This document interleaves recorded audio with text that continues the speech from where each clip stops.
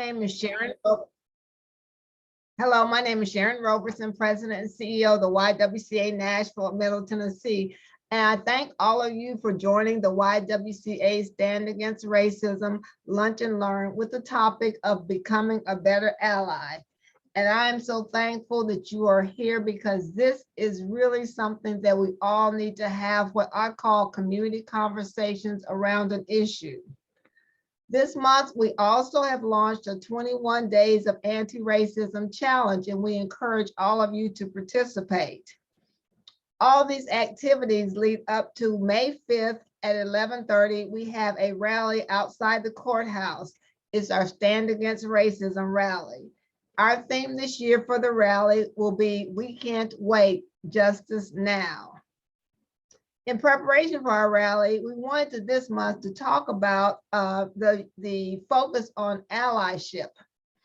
As many of you may know, some of the most iconic pictures of the civil rights movement, the very early days, you will see a very diverse group of people coming together with the goal of racial and social justice for this country. And now more than ever, it is important to have effective allyship and for everyone to understand what they can do in the movement toward racial and social justice. Today, we have leaders who work with people of color in our community. We have people that give guidance and advice on how this world can be a better place. We have to look at what allyship involves. And often it means relearning the way that you see the world so that you can view situations through the lens of others who may have a very different experience than what you have had. We want to thank each one of these panelists for taking the time to talk with us and share their wisdom. Before we start, we thank the Nissan Foundation for making this webinar possible. And we also hope that this conversation, we hope that we will build community, spark dialogue, and build a consciousness of legacies of discrimination and oppression. We also want to thank our peace sponsor, PNC Bank. And so we thank these corporations for stepping into this space and enabling us to have conversations such as these. So we'll get started because I'm very excited about this because now more than ever, we need to have this conversation. First of all, I would like each of the panelists, as I call their name, to introduce themselves and their organization and state the organization's mission. I'll start with you, Joseph. Hi, everyone. I'm Joseph Gutierrez. My pronouns are he, him. I'm Filipino American. I'm the executive director of API Middle Tennessee, an Asian and Pacific Islander serving organization, working towards racial justice by building API community, lifting API voices, and unpacking API identities. All right, let's go to you, Sabina. Hello, my name is Sabina Mohyuddin. I am the Executive Director of the American Muslim Advisory Council. And our mission is to empower the Muslim community through civic engagement, community building, and media relations. Okay, and Judith. Thank you. Hey, everyone. My name is Judith Clerjeune, pronouns she, her. I am the Campaigns and Advocacy Director for the Tennessee Immigrant and Refugee Rights Coalition.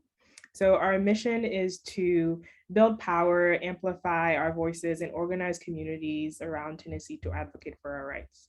We want a stronger and more inclusive Tennessee where folks from all nationalities, immigration statuses can really thrive and call the state home.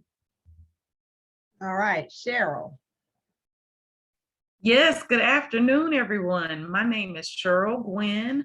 I am the president of the Nashville Branch of the NAACP. The purpose of the NAACP, well, I guess I should start with what the acronym stands for, the National Association for the Advancement of Colored People. And I know that colored always sounds so I guess cliche or old fashioned as far as the word being used.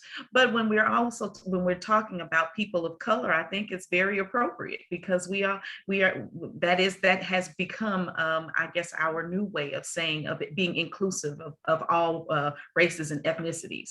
So of course, our purpose is to advocate for equality. It's specifically in our 6 pillars, which would be education, health, criminal justice, and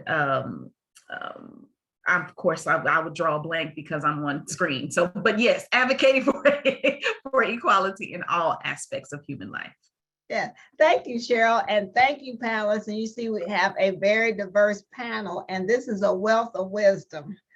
All right, I'll start back with you, Sheryl. What do you feel makes someone an effective ally? Because a lot of the pictures that you really see of the civil rights movement, the NAACP was at the heart and remains at the heart of the civil rights movement. What would make an effective ally to your organization's mission? I think what makes an effective ally is being open to understanding different views and not being selfish with that your idea of what should be is the only idea that exists. And I think that, as you, Sharon, have expressed so eloquently, that, you know, when the NAACP first, when we were in those early, especially in those early years and those early pictures, there were people of, there were definitely white men, white women, and I'm not sure about all of the other religious backgrounds that may have been present as well, but they were all there. And that's because they had, the one thing that they had in common was about love. And that meant that that transcended anything and everything. But they were also open to understanding the way that we were moving and that there were different ideas and embracing those and being collective and not just saying, well, the only way that I want to do it is the only way that exists. No, when you're starting with love, it opens you up to so many other opportunities and ideas that you can form that allow for you to be able to advocate successfully for equality and to be an ally to another organization. Because just like I may think that how Sabina should actually navigate her situation, but that may not be what Sabina is looking at. But I have to be open enough to understand, just because the NAACP looks at it this way doesn't mean Sabina's way is wrong. It just means that I need to be more open and understanding and saying that, look, this is how we can work together to be able to go to this next position. All right, Judith, now we know that we have a significant and growing immigrant population in Nashville, Middle Tennessee, in our state. What do you feel makes someone an effective ally to your organization's mission? Yeah, thanks for the question.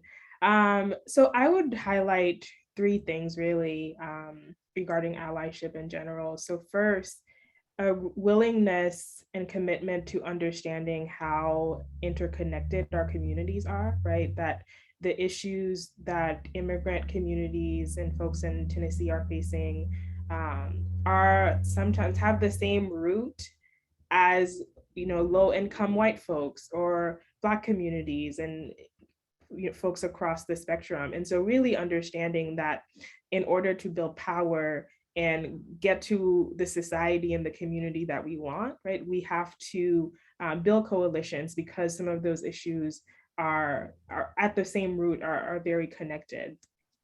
And two, also a commitment to unlearning the xenophobia, the racism, the homophobia, all of the isms that we all swim in, right? I really like the analogy of the fish in water, right? We are the fish in our society filled with racism and hatred and white supremacy is the water that we all swim in. And to some degrees, we all have things to unlearn, right? It may be what I have to unlearn may be different than what someone else has to unlearn, but we all have that work to do.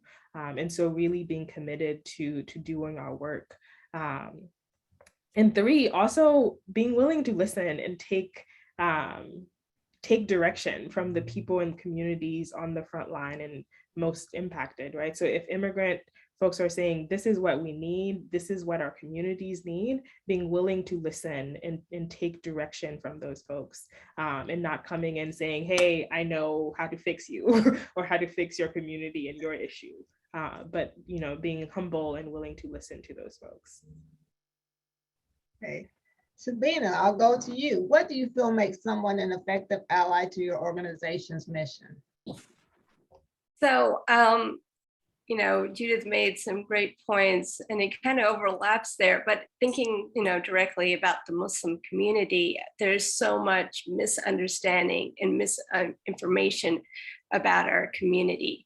And so it has to start from a place where somebody who wants to be an effective ally learns about Muslims and Islam and the Muslim experience in America. So that means learning about Islamophobia or anti-Muslim racism, because I feel like when people try to come and step into the space of being an ally, they make a lot of assumptions and they really don't know your lived experience.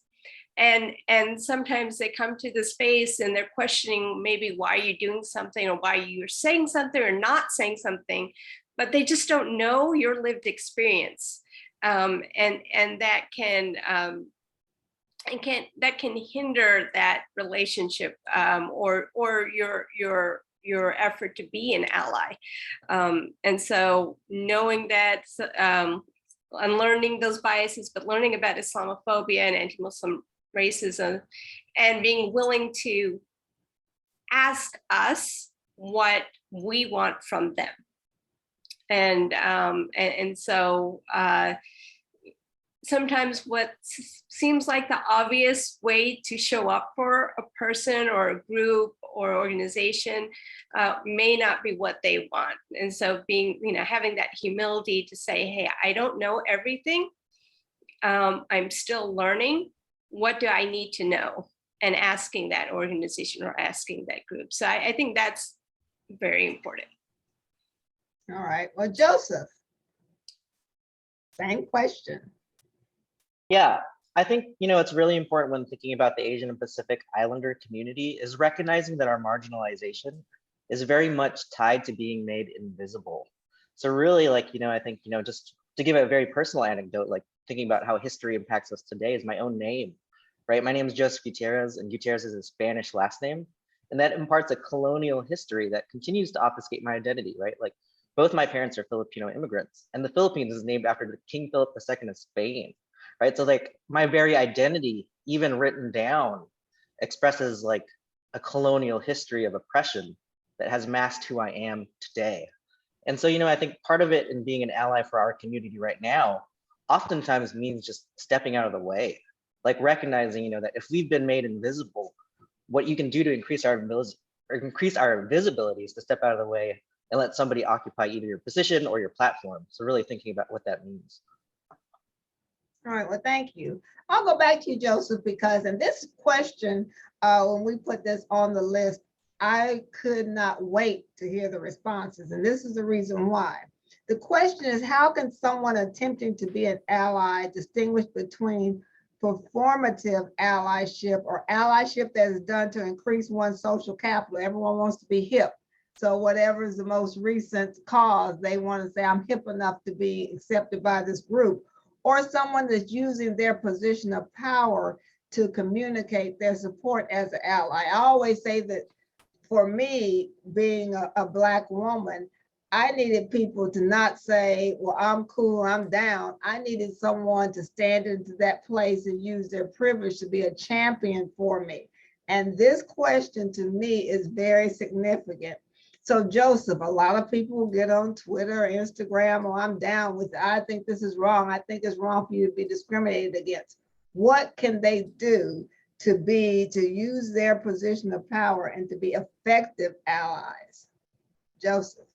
Yeah, some of it is even pushing back against the term social capital itself and recognizing that, social capital diminishes our relationships, right? The connections between you and me down to something that must be accumulated, saved, and expensed, right? Honestly, the way you and I are connected is deeper than that, and really recognizing, our relationships, title love, just human connection. And so I think that's very important. And thinking about, allyship and what's performative, but social capital still is a useful term. So, I really think, it's going to cost you something, right? If you're an ally and you're really doing something that's not performative, it's going to have to cost you, and it will be painful.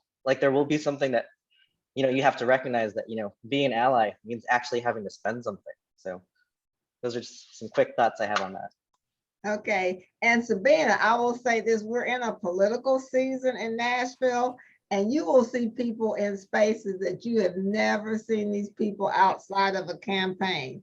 Because why? At this point, they need something from you. And I find that sort of amazing because the people that show up during the campaigns are not necessarily your allies. They're, I think, performative allies. So I'll go with you, Sabina. Oh, yes, yes. I know exactly what you're talking about. So when I think about when there's a hate crime against our community, or let's say a mosque vandalism, and these things have happened in the Tennessee Muslim community, a lot of people show up.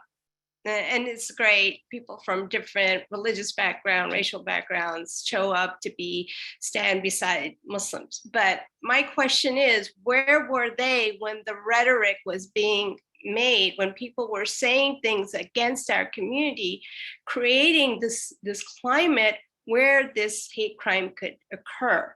And hate crimes are like, big items and get a lot of media attention, but there's constant discrimination at work. There's constant bullying at the schools, and it doesn't happen in a vacuum. And so, there's that rhetoric that keeps happening. And, there's things like, during the Trump years that are obvious, and a lot of people were outraged. How could he say these things?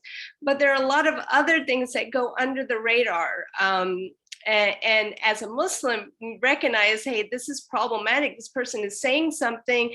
There's a news article, almost, let's say, normalizing anti-Muslim racism, but nobody's saying anything at that time. And what Joseph said about, it should be uncomfortable, right? You have to, it may be risky speaking out about something, because we know, like, if you speak out, when things are not full blown yet, people look at you and say, you're crying wolf, you just can't handle it. You can't handle any criticism, but we know what it leads to, and we need people to actually show up at that time before things are full blown, when those conversations are being had. And it could be within your family, within your work environment, little things that are said that are problematic, which lead to bigger problems. Right, and Judith. Yeah, so really echo both what Joseph and Sabina said. And I think what I would add to that is also recognizing your own complicity, right? How have you been complicit in these things that are happening? Do you understand your position, your social location, and what is your commitment to doing work where you are? Are you having conversations with your racist uncle or at the dinner table? Like, how do you show up when there's no media, when it's not public? When, again, organizations and other communities are calling on people when it's not one of the hot button issues. Are you listening? Are you willing to show up? So yeah, I would say really having folks start from that position of recognizing, this is where I am, this is how I've been complicit, and also here's the commitment I'm willing to make, regardless of this is public or not, or if I'm going to be recognized for it or not, but being committed to doing that work. Okay, and Sheryl, I know you're familiar with the campaign, the people that show up and at all the community rallies and hot dogs and fish fries and everything during the campaign. And what do you see this from the perspective of the historic organization of the NAACP? I think that when you pose the question, the one thing that came to mind was the Morgan Wallen situation. That happened in January of last year, where the country music artist Morgan Wallen was caught on video using the N-word as if it were just part of his regular vernacular. And when we spoke out about it, I was newly as the president of NAACP, and so I may not have said things the way that I was trying to get people to understand. But what I was trying to get people to understand was that we didn't just need his apology. We didn't need, I won't say we didn't need the money, because we have things that we are doing and we need the money for it. But what we needed more was for him to go into those rooms and those tables where we are not going to be invited because of the color of our skin, or because we are women, or whatever the case may be. And we need for him to speak up for what actually needs to be done in our communities for there to be equality. Because we all know, everybody on here knows that there are certain tables we will never be invited to, but those are tables where decisions are made for our lives and for the lives of our families. We needed him to speak out to his fans, to his followers, to say, look, this is how, when we use this word, this is what it means. This is how it seeps into how laws are created, how people are marginalized, how this is, that's what we needed from him. That wasn't, in my opinion, what he is willing to give, because he's never given it. And when we're saying that we need those allies and we need for those things to be done, that's what we're talking about. Giving us money allows for us to continue to do things in our community, but it doesn't necessarily give us an opportunity to branch out. And that's what we need to make real effective change, is to be able to branch out. And sometimes we need a spokesperson for that. And honestly, I'm not gonna lie, people call me Uncle Tom for saying that, because their position was that we don't need anybody to speak for us. And I'm like, I'm not saying that we can't speak for ourselves, but I am saying that the people that we need to hear us are not going to listen to us because they see us. But when they see someone that looks like them, they'll listen. And that's what we need people to understand, is just like Sabina was saying, and Judith and Joseph were saying, don't just do that when these things happen. We need you to do that before the things happen, so that we don't even get to that point. Or when something is happening and you see it, don't let it escalate. Call it out then. And that's what we're asking. So I agree with what everyone else was saying as well.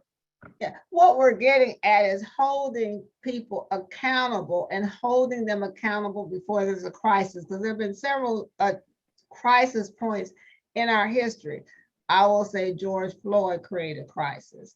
I would say that the issue of immigration has been huge, and it's been so misunderstood, and it just created so much racism and hatred toward anyone that's different. Of course, I always go back to 9/11, which was a trigger so much for so many people, so much hatred, and people who I actually knew. And I was very surprised at how easy it was to hate someone that you had no understanding of whatsoever. And of course, the Asian Pacific, I mean, there are so many, historically, in the United States of America, there's been so much hatred and distrust of people who, you know, obviously look very different than what people believe is an American look. And I'm trying to figure out what exactly that is, because this is a melting pot country, but yet there's this view that it should look a certain way. I'm going to go to you, Joseph, again, and I want you to talk about how those individuals, hearing what I just said, who may not have stepped into that uncomfortable position of being an advocate for people who were in need of people being advocates for them, what can allies, how can they hold themselves accountable to those around them? For instance, you're at the dinner table, people are making certain statements, that is wrong. What can you give them, or how can you help them to step into that space so that they can be effective when the cameras are not on them?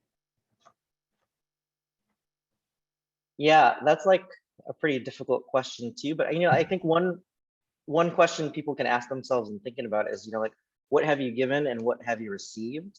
Like in terms of thinking about holding yourselves accountable, right? Like, you know, and try to get that framework maybe gets you out of performative allyship, right? Like, you know, I think some folks, like when you're talking about dinner, right? Like they might think, oh yeah, I bought Thai food today and I supported a local Asian Pacific Islander business and I'm supporting the community. But like, when you ask yourself, what have you given and what have you received? Like, no, I've given up some money, but I've also received a meal. Right? Like, so push yourselves a little bit further than that, right? Like, what am I giving up? So maybe spend more time thinking about it. getting to learn more about the culture and the people, the historical modes of oppression that continue to like have relocated lots of refugees since like the 70s from Thai and Lao here in Nashville, right? Like, so what, get beyond sort of just like this exchange and ask yourself, what have I given up and what have I received in exchange? So I think that's one of the frameworks one can kind of ask themselves in thinking about their, like moving beyond performative allyship. Okay, Sabina, how can people hold themselves accountable and hold those around them accountable? One way is thinking, who are you doing it for? So, you know, why are you being an ally? And what I've experienced before is people might know me. And because they know me, I'm a good Muslim. I'm safe. You know, they maybe have a friendship or, and so they will come and be an ally to me, but only to me and not to my community.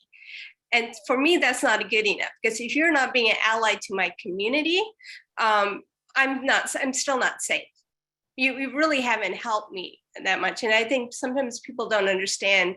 They're like, oh, but Sabina's good, and they'll defend me, or they'll do that on a one-to-one basis because they got to know someone specifically.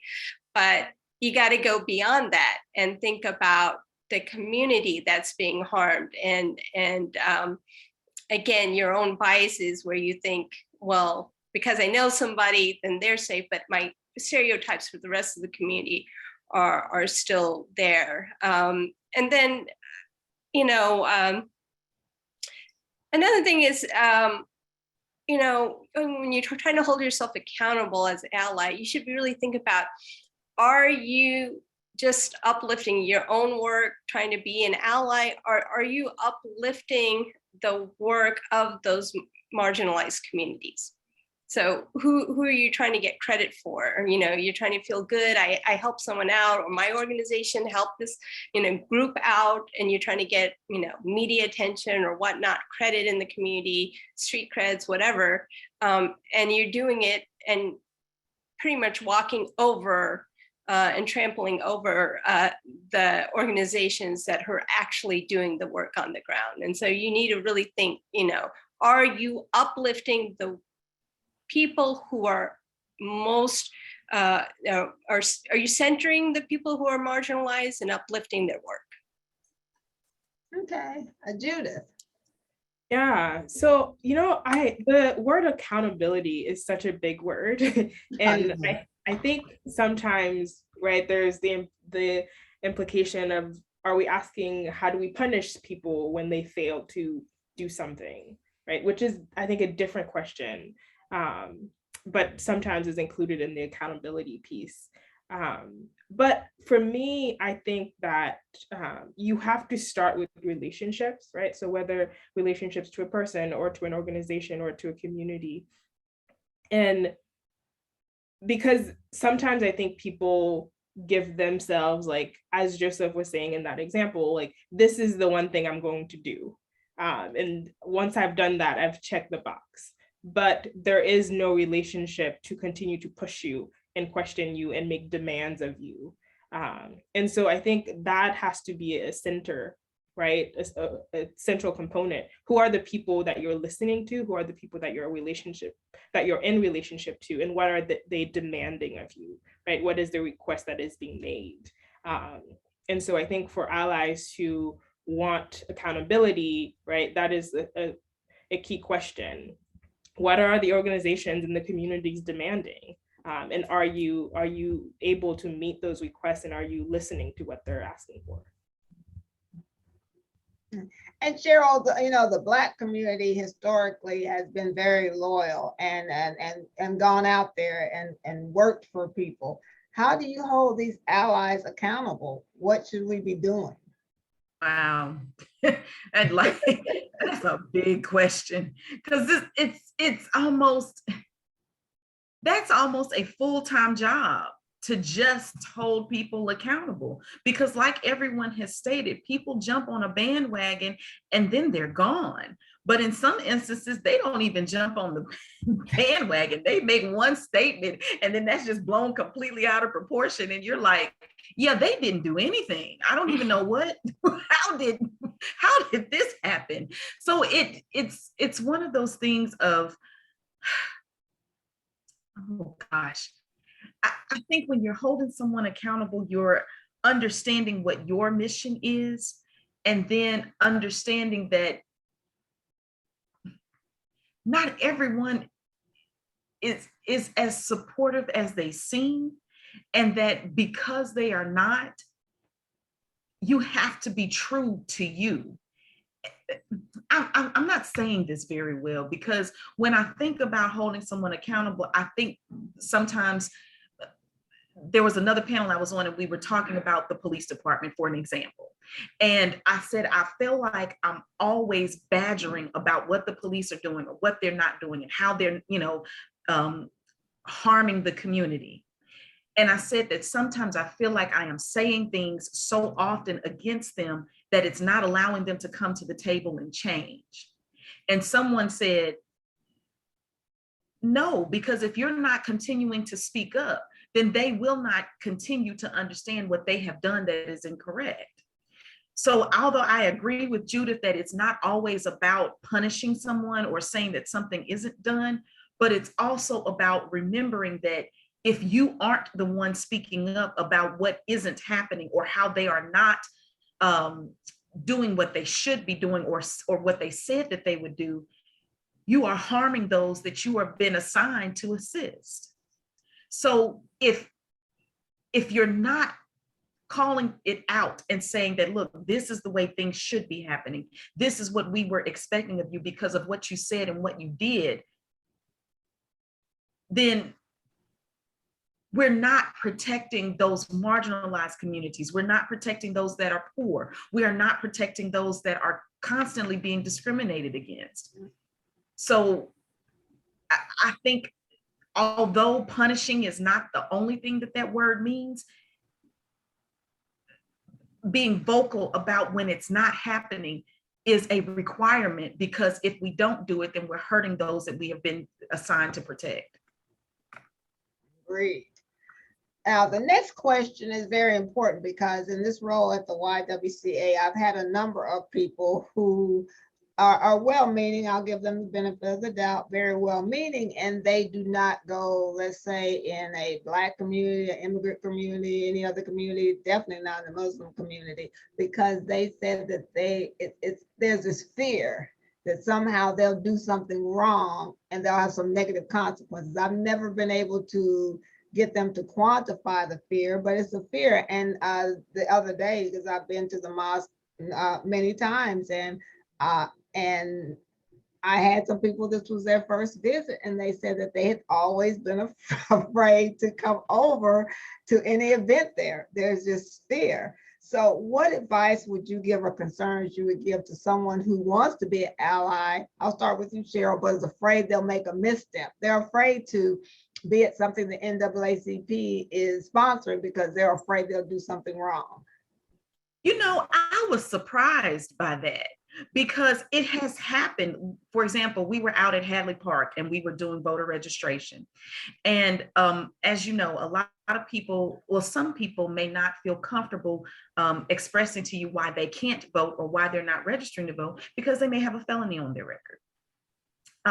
And so, of course, at Hadley Park, that's in North Nashville, predominantly Black community, historically Black community as well. And there were two volunteers. They were both Caucasian, but they were very prominent members of our Nashville community. And they said, well, how do you think people will feel about us approaching them about coming out to vote? And I said, what do you mean? And they said, well, how they gonna feel about this white lady or this white man coming and telling them, come on and get registered to vote? I said, y'all have to understand, people know the difference when someone comes to you in love and care, as opposed to someone coming to you in an accusatory or berating manner. when you are coming to them and expressing to them that you just want them to be able to vote and for them to be able to express their free will, and that it's a right that they have and that we want them to utilize it, they are going to be receptive to you. They are not going to be rude or disrespectful to you just because you're white. It's that coming to someone out of love and and respect that people gravitate towards. That's why those old pictures from the NAACP, as Sharon, you were mentioning, were so important, because when we were working together with people who didn't look like us, it was because we were coming to each other out of love and respect as just being human beings. And I think I know that sounds like a cliche, but it really isn't. That means a lot when someone is a stranger and coming to you and you know that they are really doing this out of the kindness of their heart and it's not any pretext or pretense. That means something. So I think starting there is the best way to overcome that fear. Because to me, that's the foundation. All right. And Judith, with a number of immigrants coming to our community and really being sensitive to them, I know that some people who were involved in various churches, they wanted to help, but they were afraid. They were afraid they would do something wrong. What advice would you give them about the fear or concerns over missteps? So short answer is get comfortable. Get comfortable with it. Get comfortable with being uncomfortable, right? That having an understanding that justice is more important than your own comfort. I think folks need to realize that it's okay. You will mess up. Like, it's not an if, you will, right? We all will. And when that happens, being okay and ready to learn and listen to the feedback that people are giving you, right? And not, getting defensive and advocating that I'm a good person and, blah, blah, blah. But it's okay, right? You will mess up. We all will, because none of us are perfect. There are things that we need to learn and unlearn. So starting there, that, you will get something wrong, but that's okay, because the work that needs to be done is more important than you being comfortable all the time. All right, Sabina. Yeah, I mean, I had the exact same thing to say, that you're going to be uncomfortable. There's no easy way. And, you being at the mosque so many times, you find actually Muslim community loves visitors at any of the mosques around town. So, but yeah, I understand where that fear comes. You're not sure, people are like, do I wear a scarf? Am I dressed okay? Am I supposed to do this? And it's not the mistakes you might make. It's your willingness to say, oh, forgive me. And, what should I do? And being able to ask that question. A lot of times people will not approach me because they're scared of offending me. And but really the reality is, I'd rather you ask a question and get an answer from me than go get your answers from the media, through the internet, or elsewhere, right? And so having that humility to know that you will feel uncomfortable, to ask questions and experience new things will help you to better understand the communities you want to show up for. Yes, and that is very important, because I just a side note, at the last meeting at the mosque, there were people asking questions like, can you invite someone from your community to our house for dinner? I was thinking it was great, but I'm glad at least they asked the question. I guess they thought that this would be something you couldn't even, I didn't even understand the question at all, but I was glad that they felt comfortable enough to ask the question, and so I just think that that's what you have to do. And that's what you just said. They may be uncomfortable, but they need to ask the questions to find out. Okay, Joseph. Yeah, I'd like to echo what Judith said.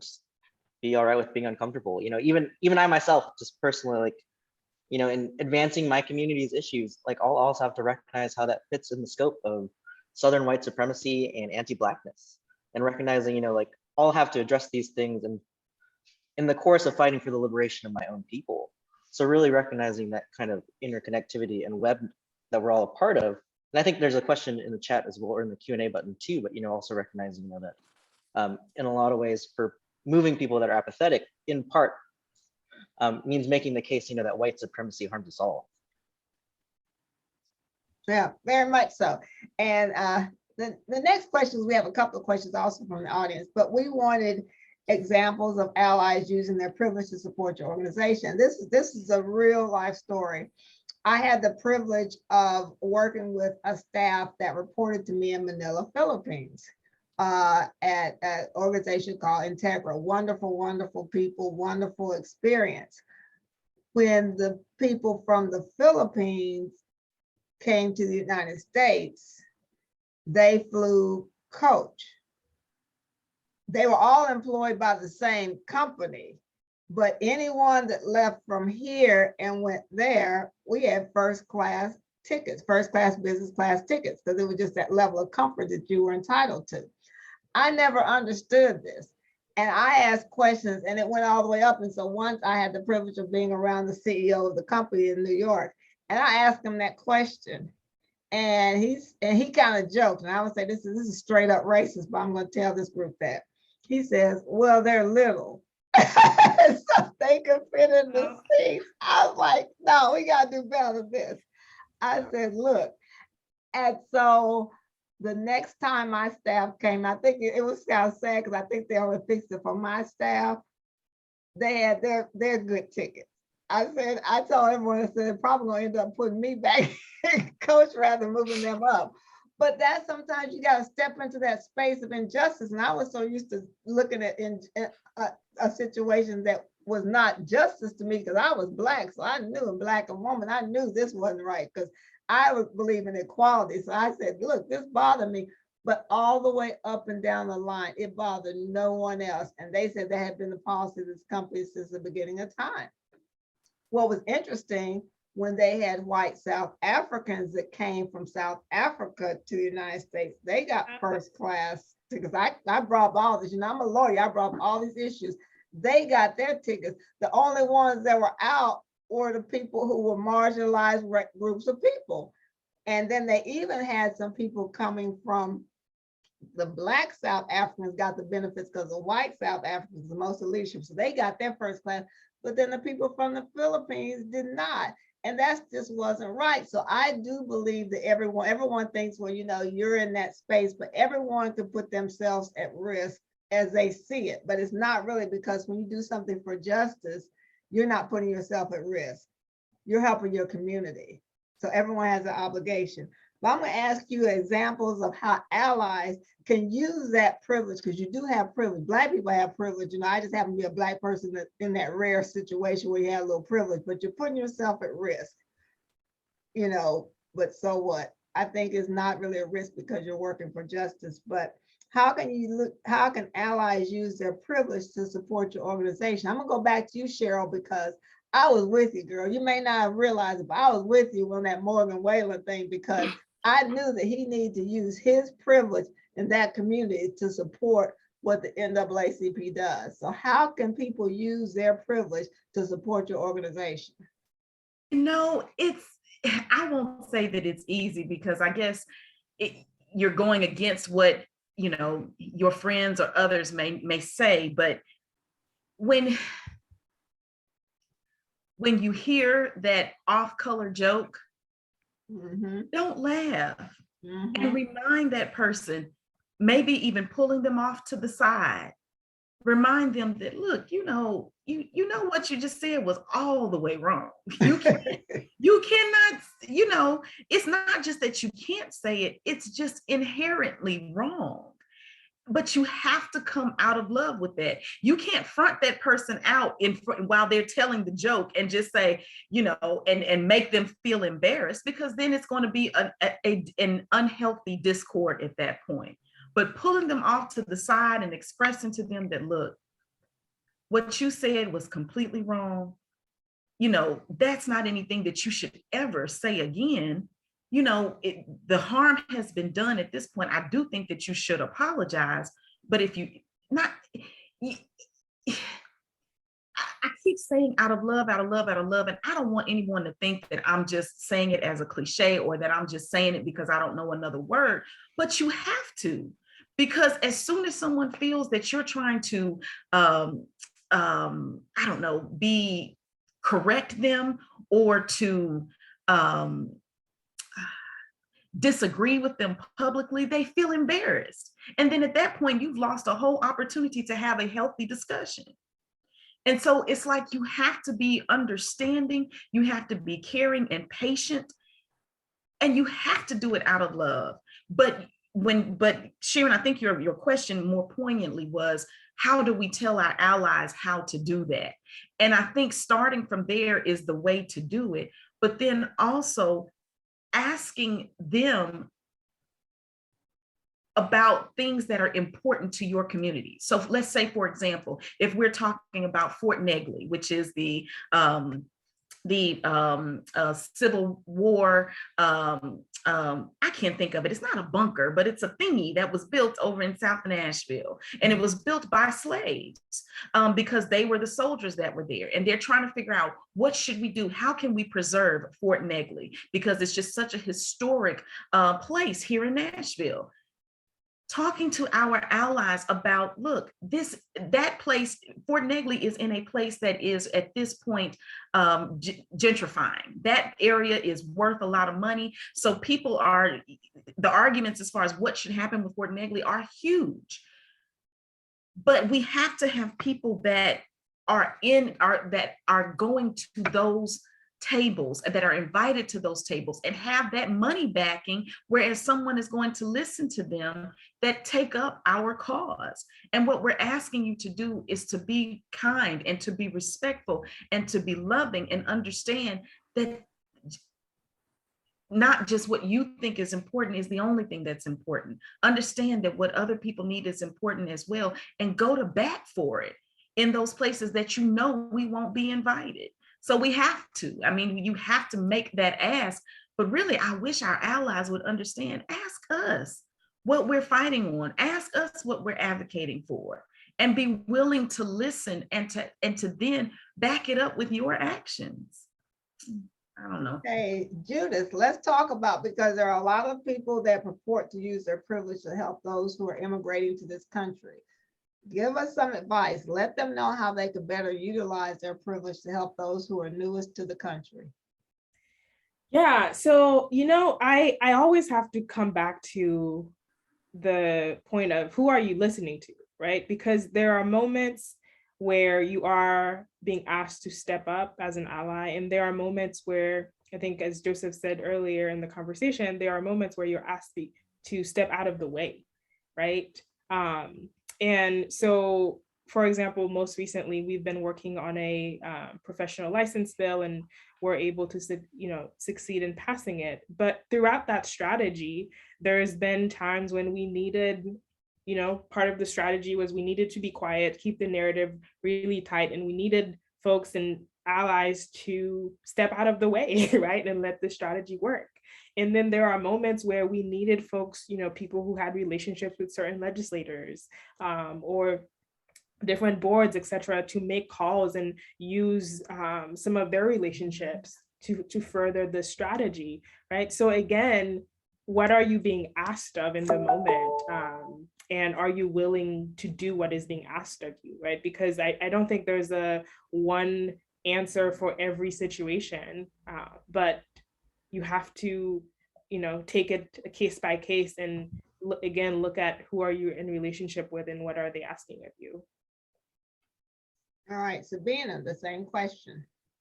So again, what Judith was saying is, because I was thinking about the strategy piece of it, because sometimes allies think they have all the answers, and as someone working in the space for marginalized communities, like, you have a specific strategy because of your experience. And so really, being respectful of that strategy, but sometimes the strategy is leaning on those allies to use their connections to push back against something. Sometimes the strategy is for me, like as an organization, for AMAC, to be quiet about an issue, because we know if we speak loudly, we will get more backlash. And in the end, we won't win. And so sometimes it is getting our allies to use their privilege and their connections to speak on our behalf. That doesn't mean we want people speaking on our behalf all the time, but it's a strategy. And so again, it goes back to asking the organization, what do you want from us? And how can we use our privilege or leverage our privilege to help the cause? Another thing I will always say, and I'm sure all of us will say, is, what allies can, how they can leverage the privilege is through financial means, because a lot of times, organizations of color, we struggle for, funding. And then oftentimes we're made to fight with each other for funding. And whereas, non people of color organizations don't have those same kind of challenges. So how can you make sure the funding is more equitable and you really are supporting those who are centering their work on the cause? Yes, okay. And Joseph? Yeah, I just want to make that re-echo the financial wealth. Like if you have the privilege of wealth, that's so important, particularly for Asian and Pacific Islander communities. And I'm going to drop this in the chat because I think it's so important that I say it and that you read it, is that for every $100 in the nonprofit sector, only 20 cents will go to Asian and Pacific Islander specific causes. So recognizing, that there is this major wealth gap in the nonprofit sector, and the nonprofit sector is also guilty of, just recognizing that, money will go to white-led causes. So it's just important to recognize that sort of disparity there. Oh, most definitely. Let me ask you this, because we're running up against our time, but I guess you can combine two questions.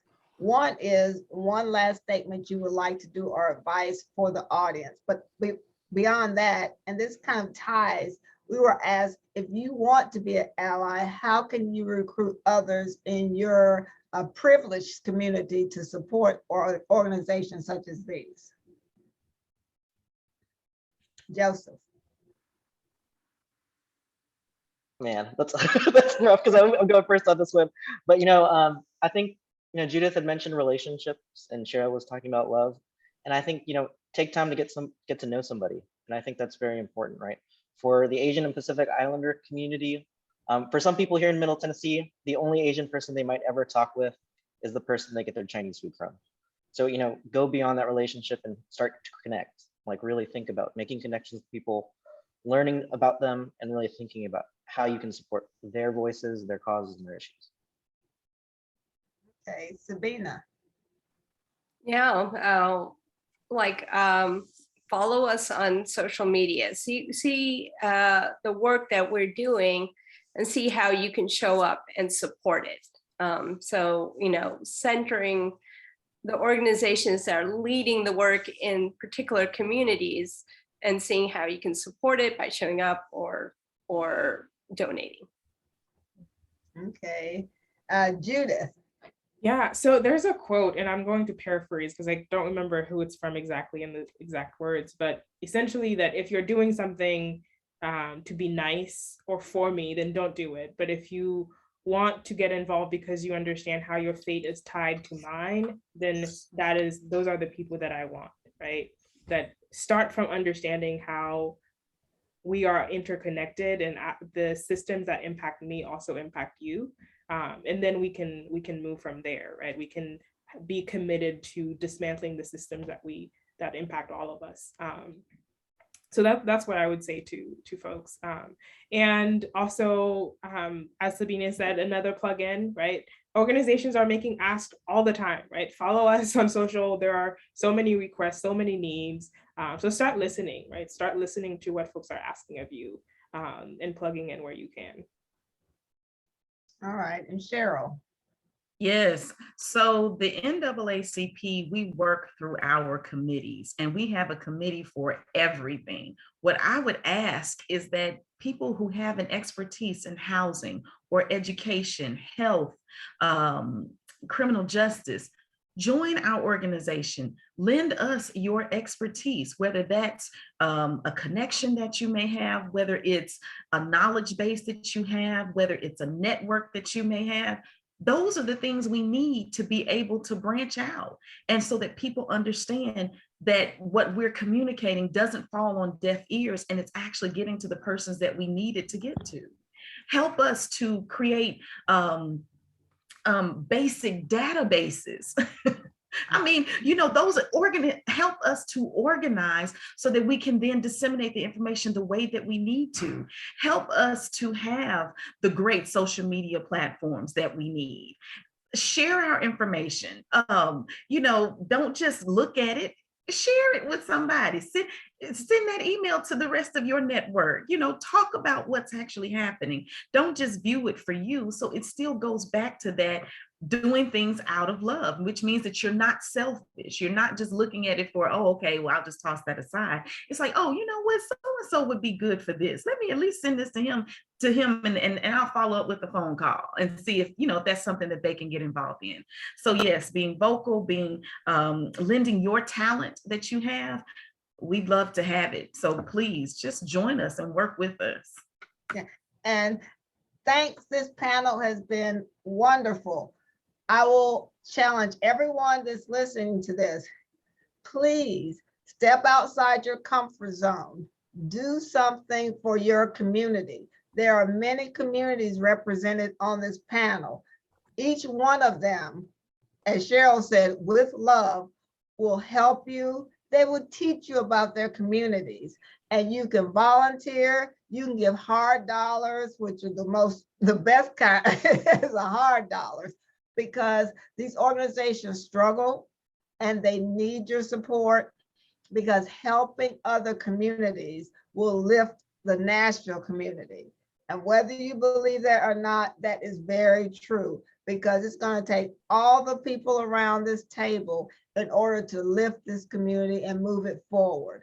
And this is why the YW has these conversations, because today we've talked about things that I cannot remember having a panel to actually talk about of the groups that are representative. So I truly appreciate that. This is everything that we wanted to have in this community conversation. So hopefully we'll see some of you on May the 5th at 11:30 on the steps of the courthouse for our Stand Against Racism rally. I thank all of you. I thank all of our audiences. This has been fabulous. So thank you very much. All right.